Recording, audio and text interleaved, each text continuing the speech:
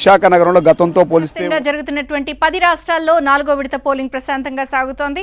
ఇక తెలుగు రాష్ట్రాల విషయానికి వస్తే తెలంగాణలో కొంత మందకొడిగా సాగుతున్న ఇప్పుడిప్పుడే నెమ్మదిగా ఓటర్ల సంఖ్య పెరుగుతున్న పరిస్థితి చూస్తున్నాం. ఇక ఆంధ్రప్రదేశ్లో అయితే ఓటర్ల చైతన్యం పోటెత్తింది. భారీ సంఖ్యలో క్యూ లైన్లలో ఓటర్లు మనకి స్పష్టంగా కనిపిస్తున్న పరిస్థితి. చెదురుమదురు ఘటనల మినహా ప్రశాంతంగా పోలింగ్ జరుగుతున్న తీరుతెన్నులే మనకి ఇప్పటివరకు కూడా అందుతున్న ట్రెండ్స్ ప్రకారం తెలుస్తోంది.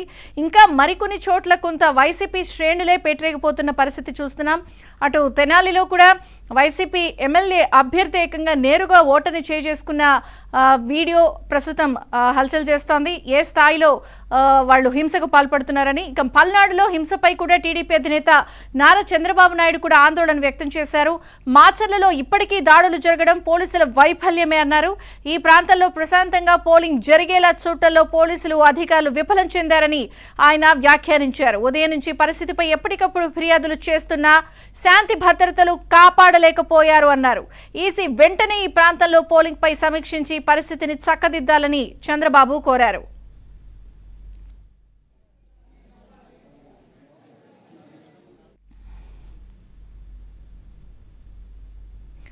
ఇక సిపిఐ జాతీయ కార్యదర్శి